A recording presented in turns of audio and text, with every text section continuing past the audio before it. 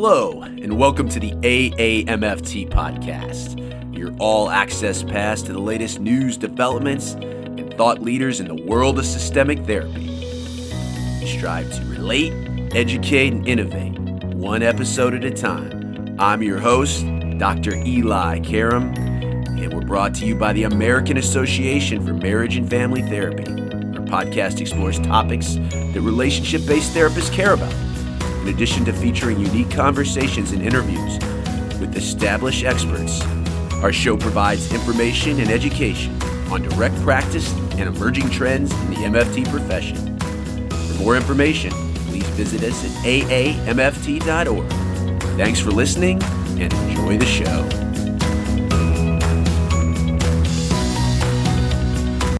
Okay, today, our guest, so excited. We've met here virtually for the first time today. Someone I've heard about for a long time and really enjoyed reading her article in the Handbook, her chapter, Families in Chronically Unsafe Environments, which is our topic today. And I'm so happy to be joined by Gwyn Daniel. Gwyn is a systemic psychotherapist and trainer, been at places like Tavistock Institute, which she'll talk about today, has a wealth of experience working in both children's services and adult mental health. She's run workshops all over the country, including places like London, Belfast, Sydney.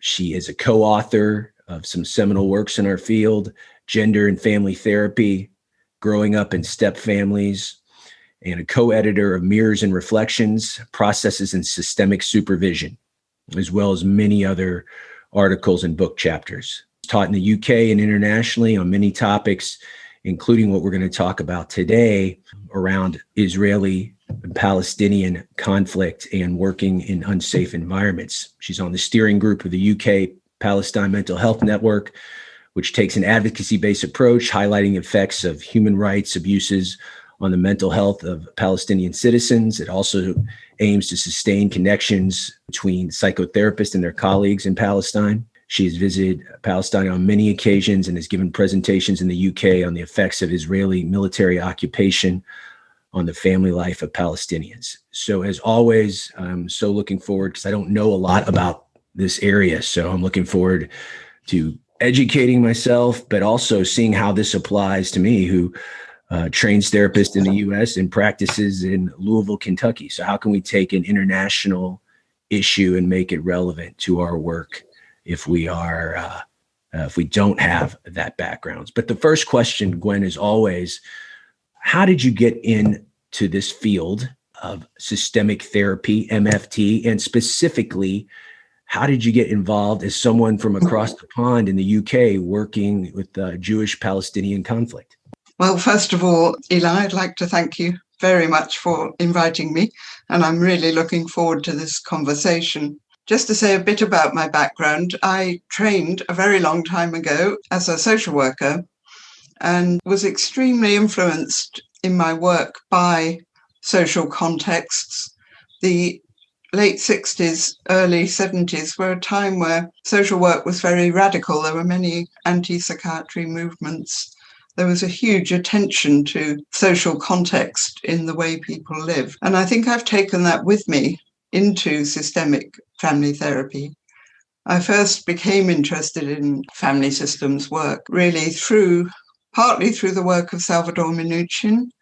And I was lucky enough to do a workshop with him in Philadelphia when I had a year in the United States in 1980.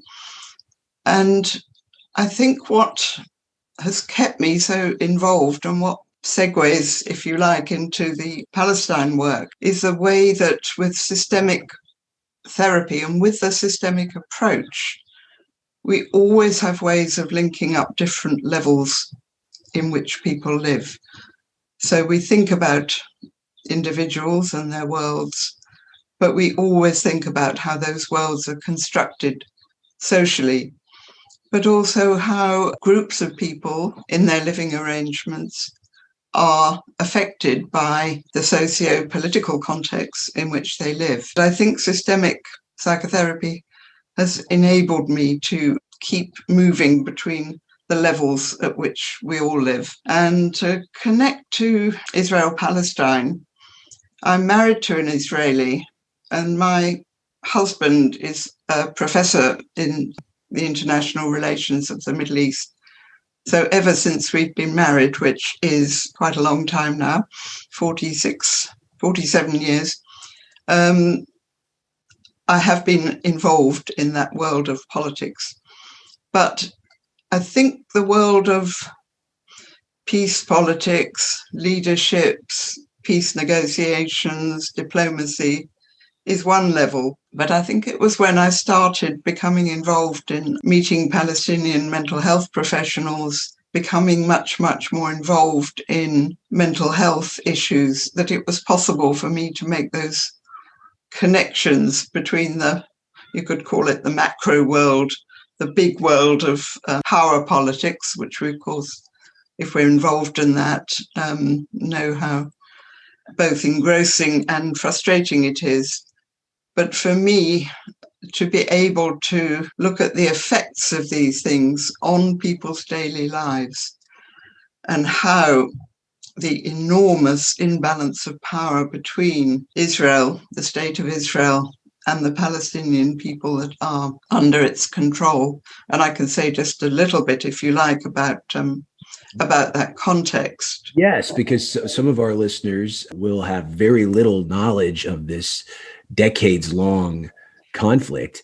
But first of all, what you said struck me very much in that, I teach in a program that is the only program in the country, a dual MFT program housed within a school of social work. So we often talk about how the macro informs your practice of the micro, and you need to know those contextual and societal factors and to be able to work with those individuals, couples, and families in that context. And you have a very personal connection. I mean, you sound like an advocate for social justice anyway from your background, but your married life also gives it personal resonance with you. As you give us background to the Israeli-Palestinian conflict, tell us how you entered into that. I'm curious of the story, how you went there to start working and what that was like. But yeah, give us some background on the conflict.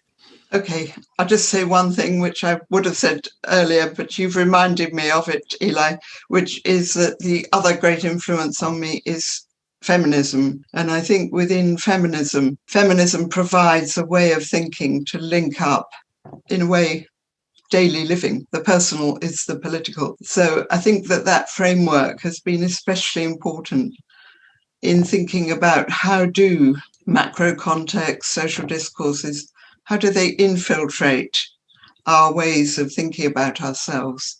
And that is very relevant in this particular area of work, in thinking about Palestine.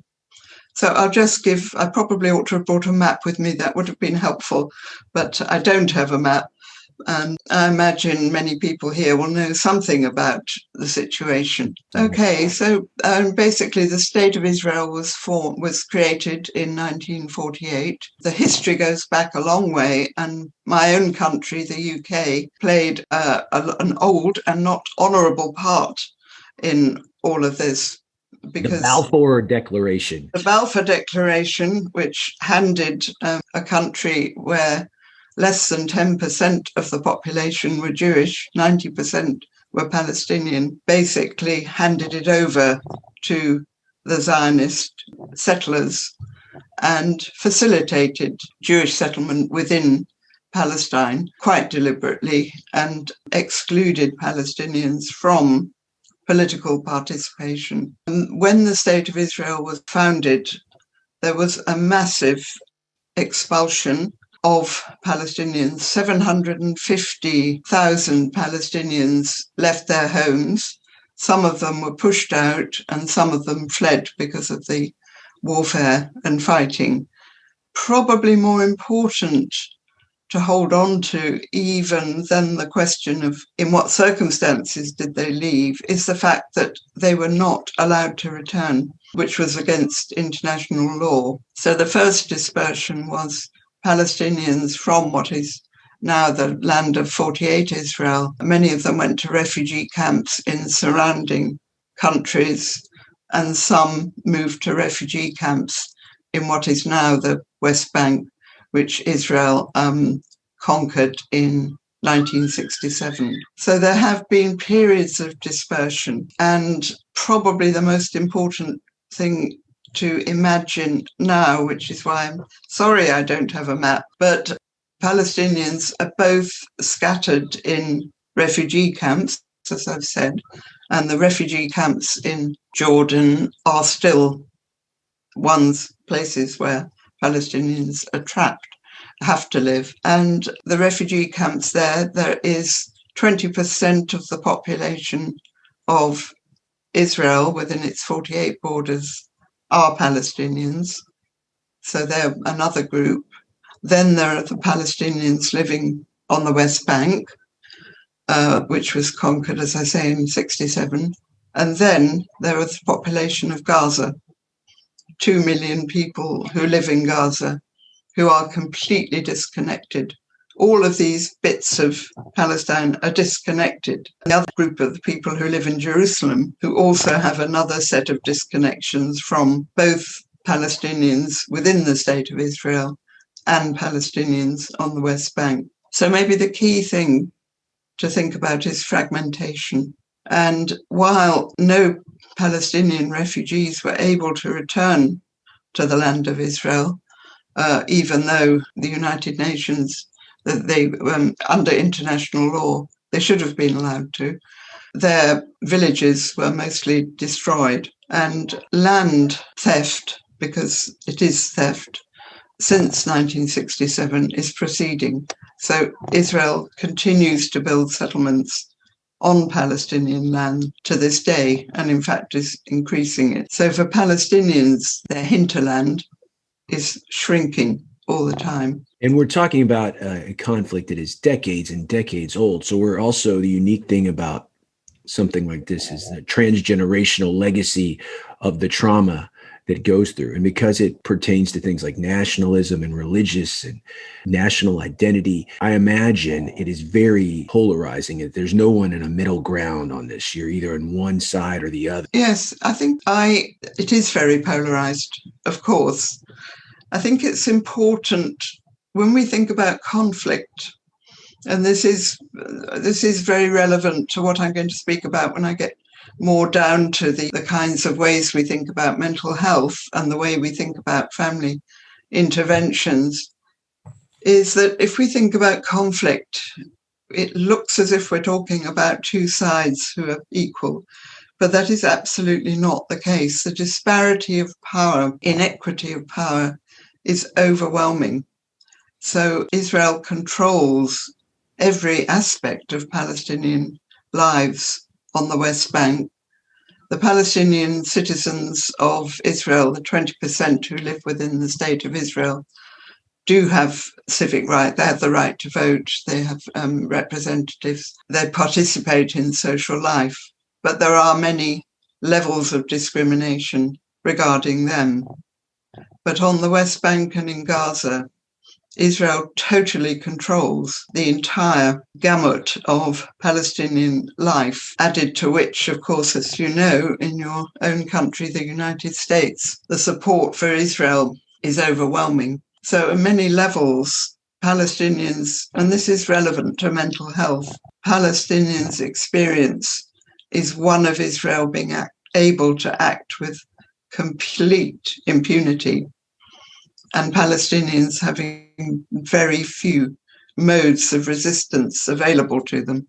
Although, of course, Palestinians do resist because Palestinians do not accept what's happened to them, which maybe takes us a bit to that domain of intergenerational trauma that you spoke about. This idea, this context is so important. So you're right. To an American, this conflict looks one way, and to someone that has been in the front lines, as you have, it looks completely different. So it is not this neutral stance. So if you were a therapist practicing in an area with very opposing views and ideologies, so do you stay neutral or do you pick a side and declare your position? Well, I think that's a really good question, Eli. I think on matters of social justice, I don't think you cannot be neutral. So I think in terms of abuses of power, oppression, what we can think of, and in fact what the early Zionists termed it as colonialism, settler colonialism,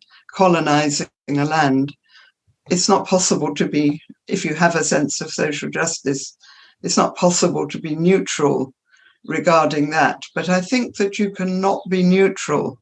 You can take a position in favor of justice, but you can also be open to different narratives, because all of us need to be. I mean, just to give an example, a possible analogy, if you think about domestic violence, if a man is violent to his female partner, a therapist does not take a neutral position.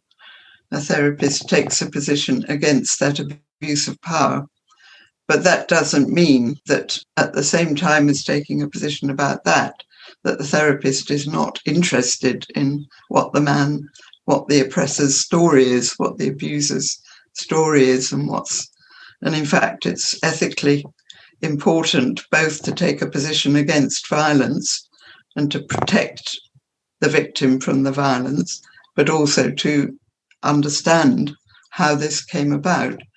So I think it's important to understand, and we all know about the traumas that the Jewish people have suffered.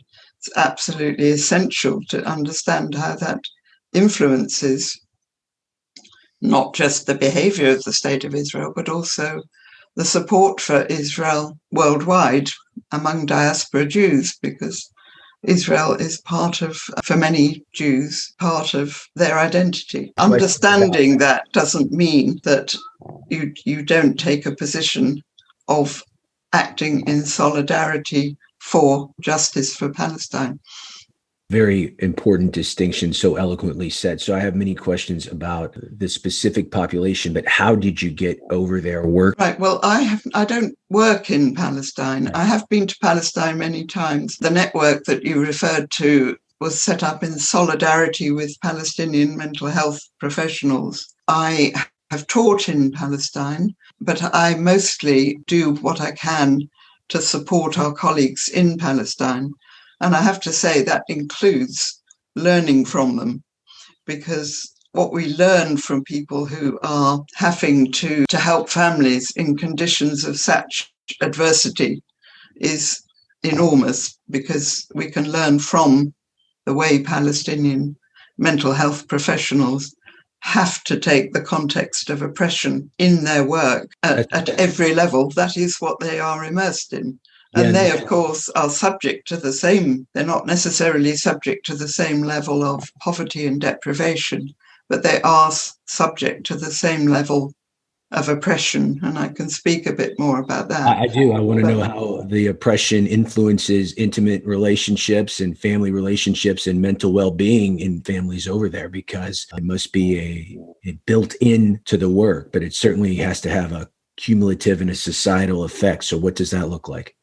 There are many ways in which, I'll just give a few examples, I think, of how oppression and violent control, because the West Bank in particular, I mean, Israel is a militarized society, which is not greatly to its own advantage, but the impact of a militarized occupation of the West Bank means that people are subject constantly to exertions of power and control. So you probably know that there is what the Israelis call the security wall, the Palestinians call the apartheid wall, which cuts right across Palestinian territory, in many places severs people from their land, severs people from other villages, from their family in other villages.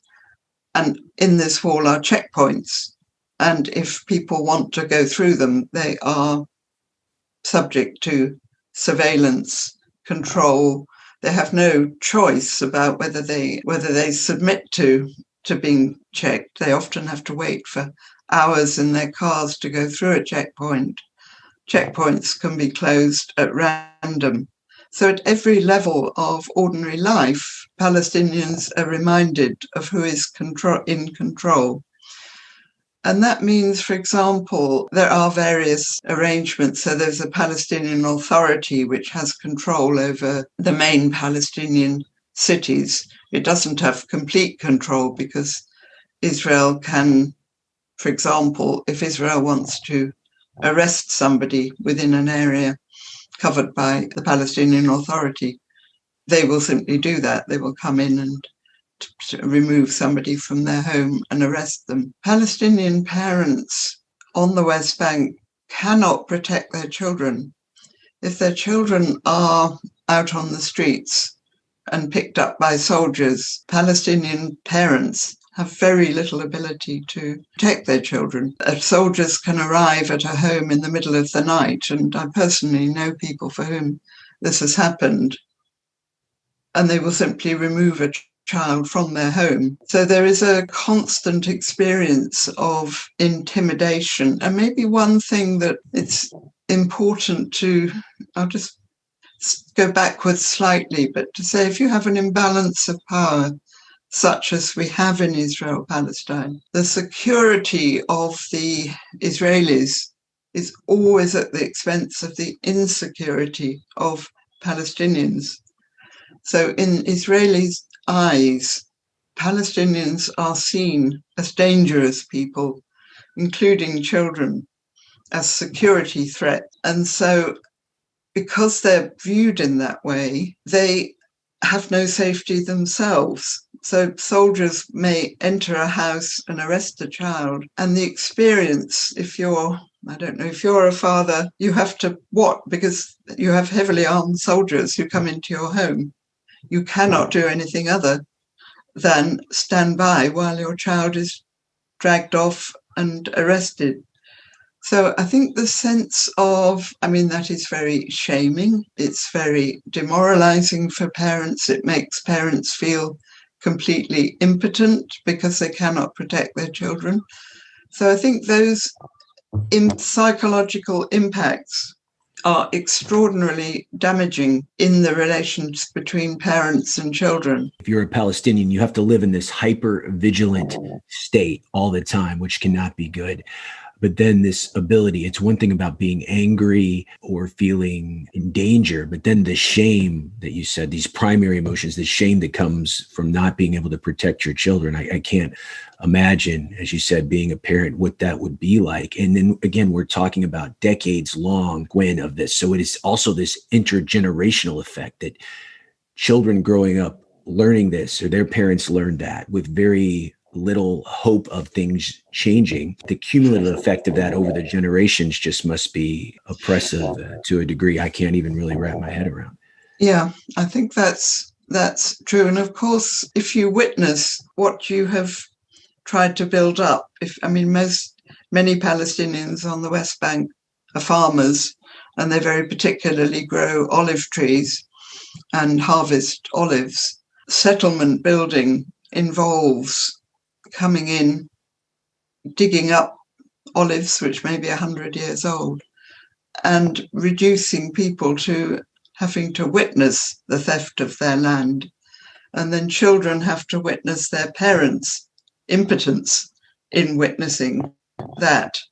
So the experience is of, for children, not knowing how your parents can protect you, but also how you find a way of maintaining dignity when your room for achieving any justice is so minimized. So, for example, if your land is stolen, what would you normally do? You would go to court. But Palestinians on the West Bank hardly ever have any success in going to court because the Israeli legal system does not recognize often their entitlement, their land titles. So there are many, many ways in which oppression operates. I wanted to just say something about the one context that I do work with particularly, although I'm not working on the ground for fairly obvious reasons, and that's in Gaza. And we recently did a session with the team that I work with in Gaza, which are called the Palestine Trauma Center. They are an extraordinary team who do amazing work. And we did a session on history and intergenerational trauma and thinking about how we're now probably 4 or 5 generations from the original the people who were dispossessed of their land in 1948. Most people in Gaza are refugees. They're not original inhabitants of Gaza. They were pushed out in 1948 into Gaza. So their identification is with villages in the West Bank. They have memories of that experience which come across as if they were yesterday. They're almost frozen in time. And I think that freezing in time is also because nothing has happened to bring justice. So if you think of trauma, if you think of an intergenerational trauma, the only thing that can heal trauma effectively is justice.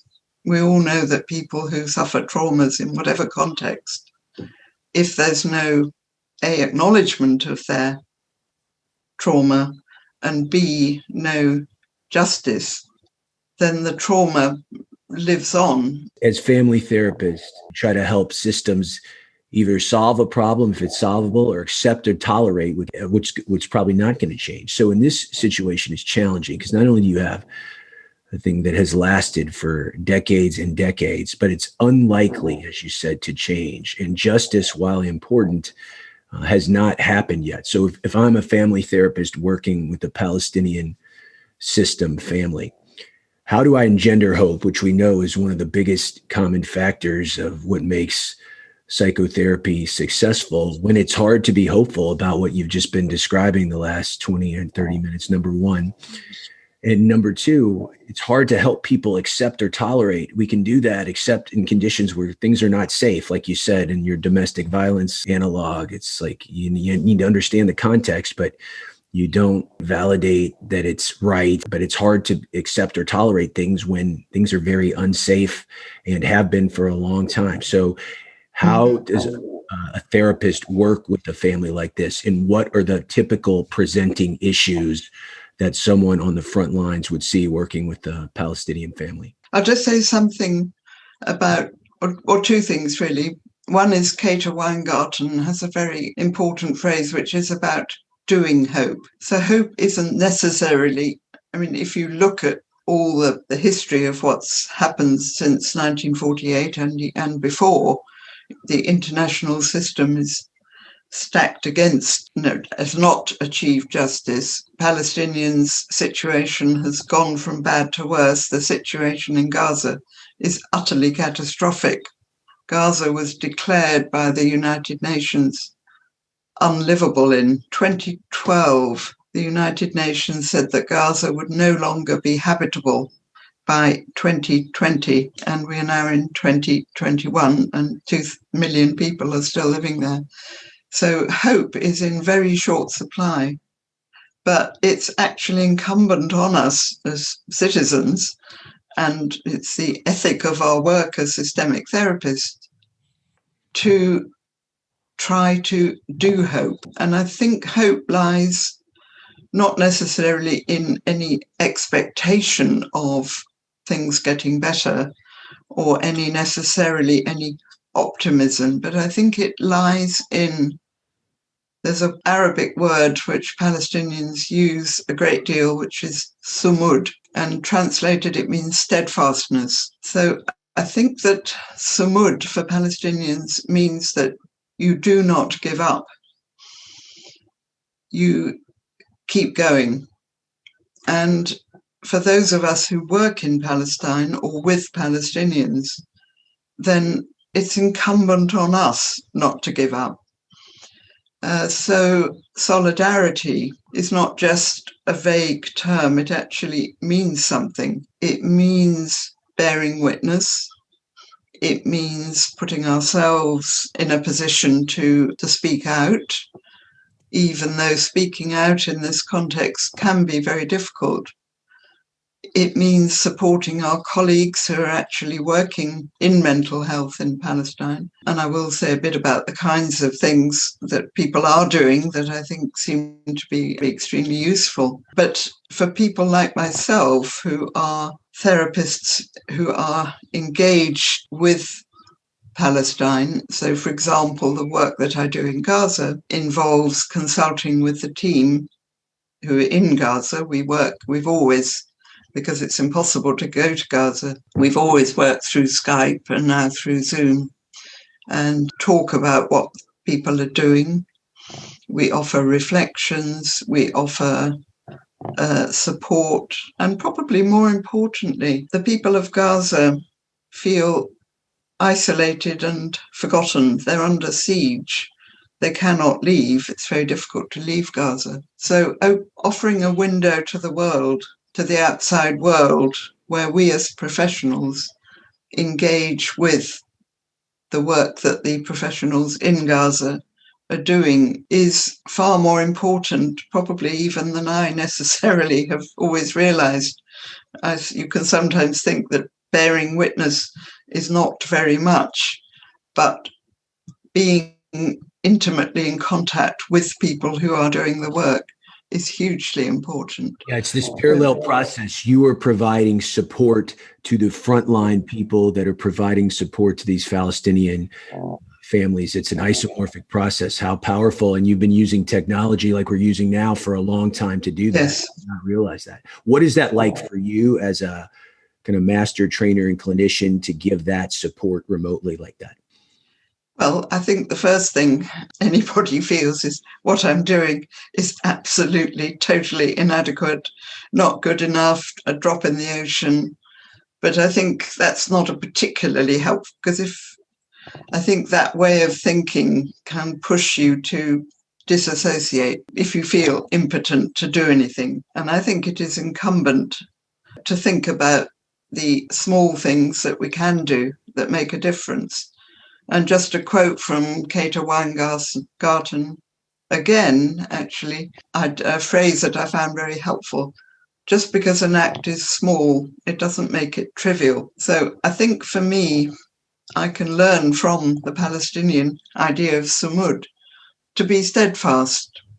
And I think once you get involved in, and I promise, come on to say a bit about what people are actually doing. I think that once you get connected up to the spirit of people who will not stop, we can call it resistance, we can call it steadfastness, it's all of those things. We can then come alongside in solidarity. And the other person whose work I value a lot is Vicki Reynolds, who I'm sure lives in California. I'm sure people know her well here. You know, she makes a point that what people need when they're suffering is connectedness, and that most of the suffering emerges out of being disconnected. So one of our main tasks, in a way, is to find ways to stay connected. And settler colonialism disconnects people because it separates them. As we've seen in Palestine, people can't get together very easily because of the separation wall. The Israeli occupation disconnects people. So acts of connection, in whatever form they come, have an enormous importance. So just to say a bit about some of the interventions that I think have been really significant. One of the main, there's a Palestinian trauma counselling centre in Ramallah, which is the main city in the West Bank. They do an enormous amount of work. One of the things they do is a specific project with families where their house has been demolished. House demolitions are used by the Israeli military authorities in the West Bank and Jerusalem. They happen either because Palestinians build their houses without permission, which they have to do because they never get permission. So if a population is growing, it needs more housing space. But if you don't get permission, which is mostly not given, then you build without permission. And then the army can come in and demolish your home. And this is very widespread in the West Bank, in certain areas of the West Bank and in Jerusalem. And so families live under constant fear that their house will be the next to be demolished. And when it happens, everything is destroyed. So the project really is to offer support and sustenance, often of a very practical kind, to surround a family with care, compassion, food, alternative shelter. So these are not things that you might think of as therapeutic in a kind of limited way, but they are acts of compassion and solidarity at a time that's needed, and they do remarkable work. So that's one example of a very specific area where a project would take place. Another is one that I've been quite involved with, which is by a group called Defence for Children International, who are based in Hebron, and they have done wonderful projects with children. Firstly, of setting children up as young researchers, which is an idea that comes from narrative therapy. So that children do a lot of inquiries of other children, they interview other children about their lives, and they feed back the results they get from their questionnaire about how children are thinking about their lives. They feed them back to a children's parliament, and these are children usually sort of between the ages of about 14 and 16. So children have some opportunity, again, as I was saying, that children's lives are massively circumscribed. Hebron is probably one of the worst places to grow up as a child because your entire living space is constrained by settlement building, which is encroaching on the whole Palestinian population. But it gives Palestinian young people a chance to have some agency, to have some impact on decision making, not obviously in regard to Israel, but with regard to the Palestinian Authority. So young people do investigations of human rights, or they might take up issues to do with schooling. So it's very much a project around creating children's citizenship and giving children some sense of agency. And some power over their stories, so to speak. Some power, yes.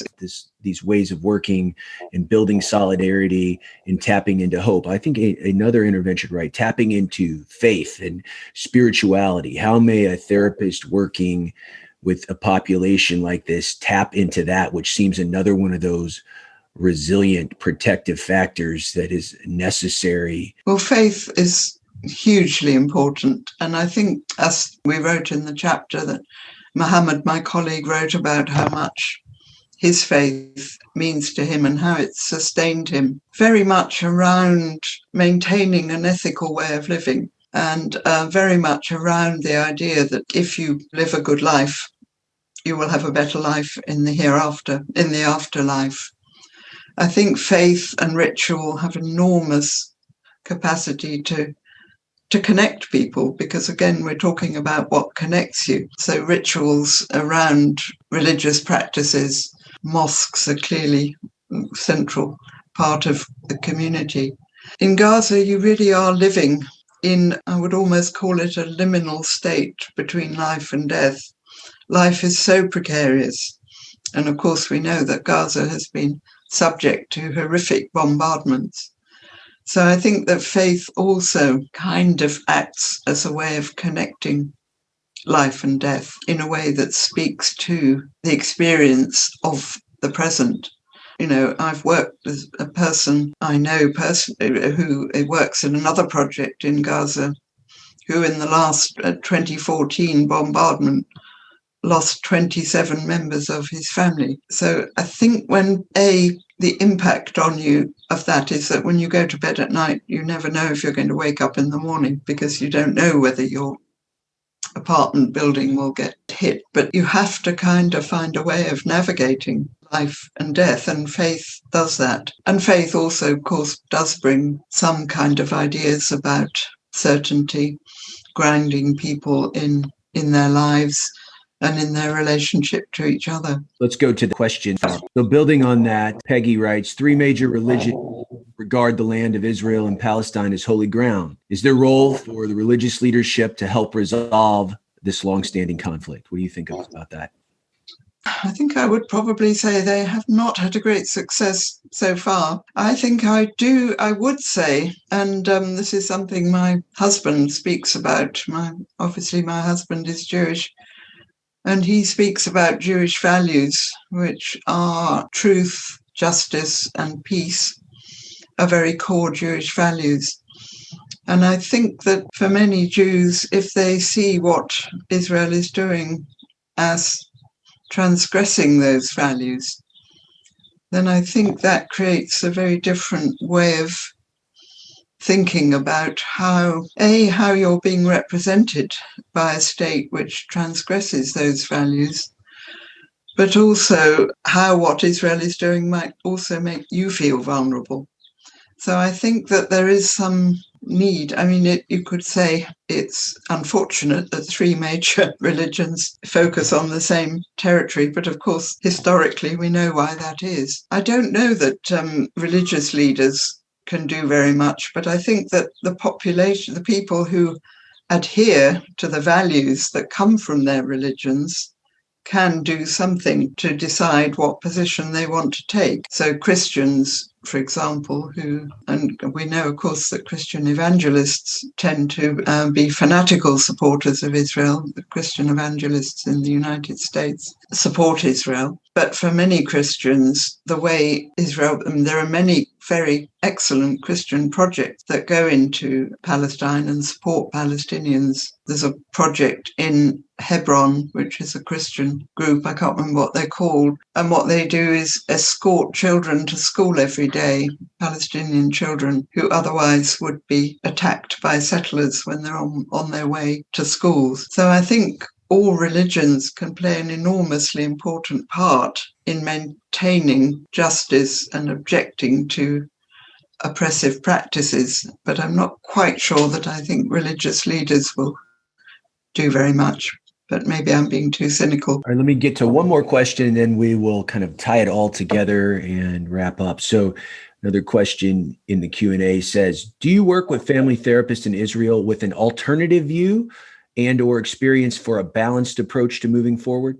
I know a lot of Israeli therapists, and there are some very good, I don't know whether this will answer the question, but it might be about possibilities for Jews and Palestinians to work together. I think there are some very good projects within Israel. There's a group called, these are not family therapists, but there are people who work together in solidarity. There's a group called Combatants for Peace, which is Israelis and Palestinians who jointly work together. But I think, if you think the word collaboration has two meanings, doesn't it? It can be collaborating in an equal way, and it can be collaboration with an oppressor. So I think that joint working always has to have a realistic appraisal of where the power dynamic is.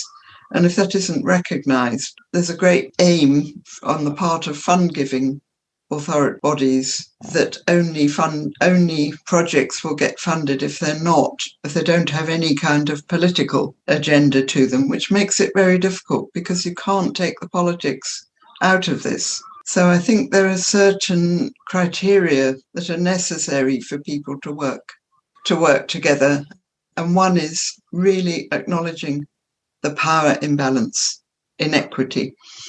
And if that can be acknowledged, then I think, because there are many, many Israelis who do not support their government, and there does need to be solidarity. Yes, when I think of everything I've heard from you this hour, what I will take with me, I like to generalize some of these themes to our listeners that are working with populations that'll never work with a Palestinian family or have any direct exposure to the Israeli-Palestinian conflict. So I think of this idea of what we do as having a sense of social justice, even if we're not social workers, social justice informed work to couple and family therapy. I take that away from it. I take this idea of samud, of which I learned today, of steadfastness, building solidarity within the community, that taking somebody from having suffering alone like this, connecting them to other people that have those same feelings and shared sense of suffering.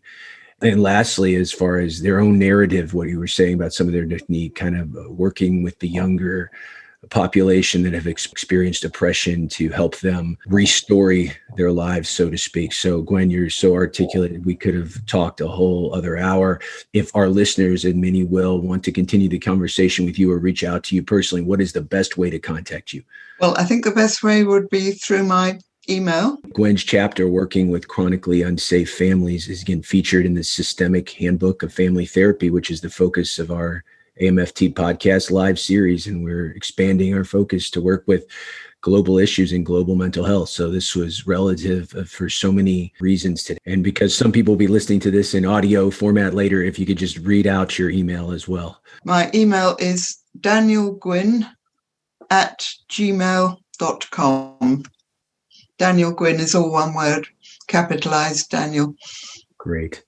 Thank you so much. It was great to meet you even virtually, and I'm so glad for the work you're doing, and I look forward to continuing the dialogue down the line. Let me remind our listeners or viewers today, as always, you want to go to AAMFT.org under Enhanced Knowledge. You can go to the podcast and see all 3 seasons of back installments for you, where we feature the latest and greatest in all things affecting systemic therapy locally and internationally, as we've talked about today, as well as the pioneers that have shaped our field. As always, drop us a line. Your information and your feedback informs what we do on the AAMFT podcast. You can reach the AAMFT at communications@aamft.org or on Twitter at the AAMFT. I'm at Dr. Eli Live. You can also get a hold of me at elikaram.com and Eli at NorthStarCounselingCenter.com. Until next time, my friends, stay safe, stay systemic.